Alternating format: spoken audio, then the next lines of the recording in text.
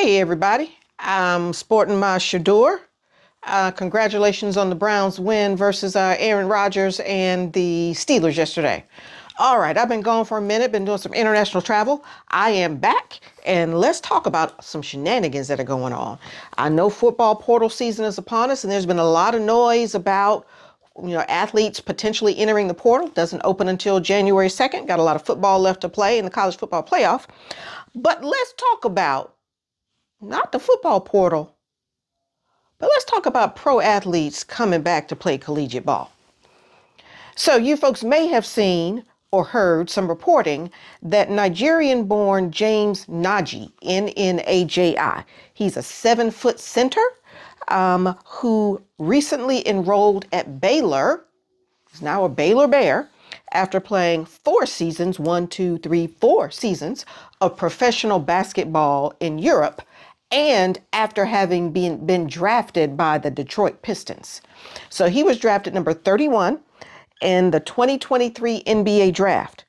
He never played in an NBA game, and I believe right now the Knicks hold the rights to Mr. Nnaji. And so the NCAA granted this.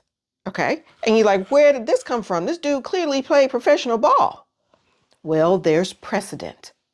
Because before there was Mr. Nnaji playing 4 years in the pros and then going to Baylor, there was Belgian-born Nastja Klassens, who currently plays for the Kansas State women's basketball team.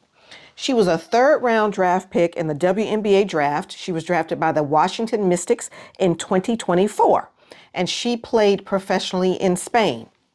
Okay? Now, neither one of these athletes has ever played collegiate ball at any level, at any place in the world. Okay?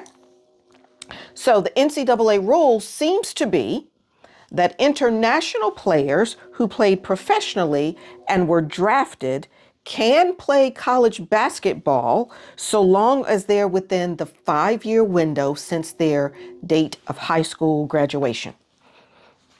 Okay? So, you're like, what? I was like, but wait, there's more. Okay, because we also have 2 former G League players that are currently playing college basketball. Both of them are international. The first is Thierry, Thierry, Darlin.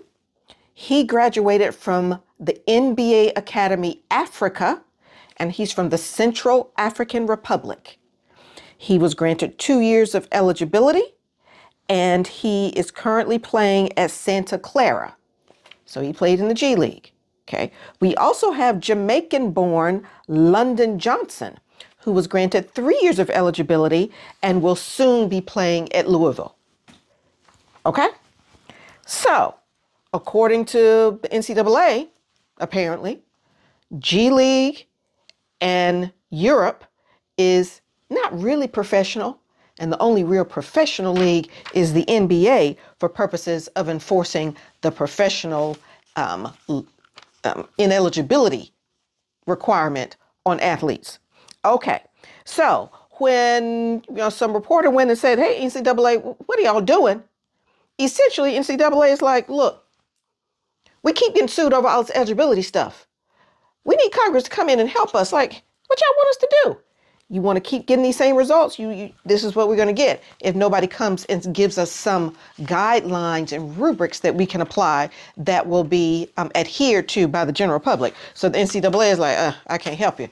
It goes how it goes. Okay, so now I always say the system is not designed for the athlete. And what has happened is, with the House settlement, we have now created a scenario where we have a fixed number of roster slots. So it used to be a number of scholarships and walk-ons. And there was always this opportunity that if you did good as a walk-on, you might be able to move to a scholarship athlete. Now that's over. Fixed number of roster slots. So using basic economics principles, supply is fixed. The number of roster slots is fixed. It cannot grow. But demand is coming from all over the place, and it keeps growing. So where's the demand coming from for this fixed number of roster slots? First of all, high school recruits. And these young athletes are the most vulnerable of all because all these old heads hanging around and are taking their slots. Okay. So slots that would have typically been available to high school athletes are now being consumed by these folks who are maximizing their time in the system. That's the most delicate way to say that. So you have high school recruits who are trying to get part of that fixed supply of roster slots.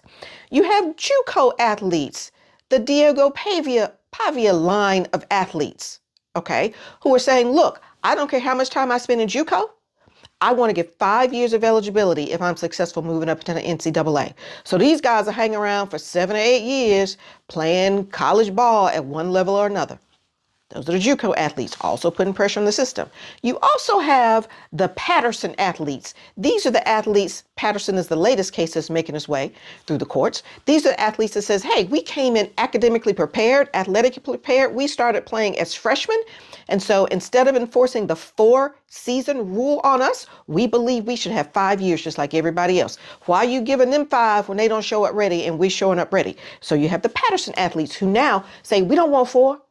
We want 5. Okay. Now you've got the transfer portal athletes. So now you got people who want 5 years and then people want to move around the system within that 5-year window. Okay. Who are also competing for a fixed number of roster slots. And now we got professional athletes who skipped college altogether because they thought they didn't need to go to college to achieve their professional dreams. That didn't work out. So now here we are. And they're like, let me in. I want some of that NIL money. Okay. So you got a lot of pressure on the system and coaches who just want to win at any cost. Somebody's got to substantiate all that money y'all are making now. So y'all are winning at any cost. And so if you can go get a 22-year-old and have 4 years of eligibility with him on a basketball court, that's what you're going to do. So they will continue to mine the old heads so long as the NCAA allows that to happen. And you got an NCAA that's just throwing up his hands and is like, I don't know what to tell you. Okay? So, as always, I remind my student athletes that the system is not built for you. Okay? Keep in mind, as we enter portal season, last year, 40% of football athletes who entered the portal ended up on mama's couch over there. 40%. And most of that 40% entered by choice, not by force, by choice. It's even worked for basketball.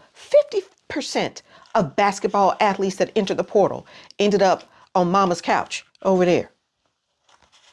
So it is important as we enter football portal season, that teeny weeny short window, coaches are still moving around, athletes trying to, get more playing time. There's going to be a lot of movement in a very short period of time. You need to have a plan. Do not enter the portal thinking somebody's going to come and respect my skills if nobody has peeped you yet. Be very careful, young men, about hitting that portal if you don't have a plan, if no one has forced you into it. As always, I want to know what you think. It's rough out there on these portal streets, and it's rough out there on these limited roster slots streets when you got pro guys and pro women coming back trying to play high school college ball. Anyway, let me know what you think. Take care.